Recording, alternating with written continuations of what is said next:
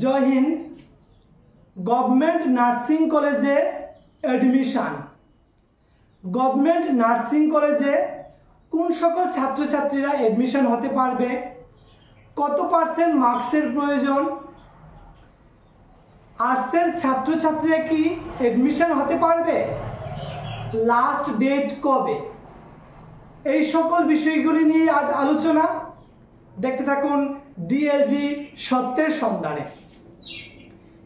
এই চ্যানেলটি বিশেষ করে ছাত্রছাত্রীদের জন্য শিক্ষা বিষয়ে এবং অন্যান্য বিষয়ে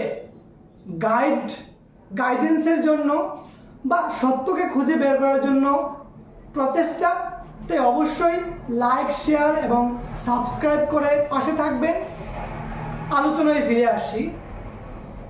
নার্সিং কলেজে এডমিশন 12 পাস আউট, আর্টস বা সায়েন্স বা কমার্স যে কোনো ছাত্রছাত্রীরাই শর্ত সাপেক্ষে নার্সিং কলেজে এডমিশন হতে পারে।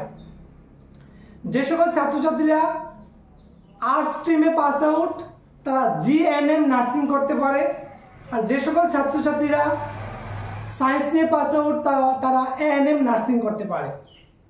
তো জিএনএম নার্সিং নিয়ে আজকে বিশেষ করে আলোচনা।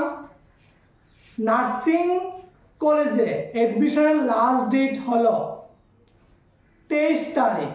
ত্রিপুরার গভর্নমেন্টের নার্সিং কলেজের এডমিশনের লাস্ট ডেট 23 তারিখ।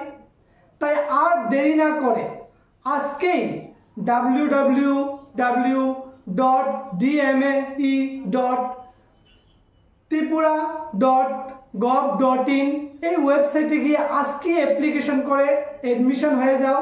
যারা আফটার 12 যারা টেকনিক্যাল লাইনে নিজেদের কেরিয়ার গড়ে তুলতে চাও তারা অবশ্যই জিএনএম, আর্টসের ছাত্রছাত্রীরা জিএনএম নার্সিং নিয়ে পড়াশোনা করতে পারো।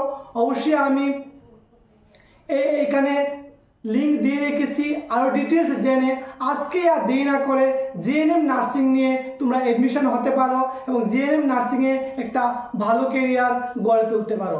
যে সকল ছাত্রছাত্রীরা 45% মার্কস পেয়েছ, মিনিমাম 45% মার্কস পেতে হবে জিএনএম নার্সিং নিয়ে পড়াশোনা করার জন্য। তাই আর দেরি না করে সাধারণ ডিগ্রি কলেজেও এডমিশন প্রায় শেষ, এখন এখানেও এডমিশন নিয়ে রাখতে পারো। পরবর্তী সময় পছন্দ মতো তোমরা যেটা সিলেকশন করে তোমাদের কেরিয়ার গড়ে তুলতে পারো। জয় হিন্দ।